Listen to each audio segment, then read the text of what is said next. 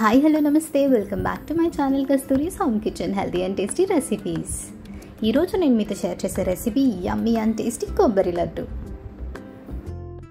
ముందుగా పచ్చి కొబ్బరిని ఇలా చిన్న చిన్న ముక్కలుగా కట్ చేసుకొని పెట్టుకోవాలి. కట్ చేసుకున్న వాటిని ఇలా పొడిగా గ్రైండ్ చేసేసుకోవాలి. సో ఇప్పుడు 2 కప్పుల కొబ్బరి పొడికి 1 కప్పు బెల్లం పొడి వేసుకొని గ్రైండ్ చేసుకోవాలి.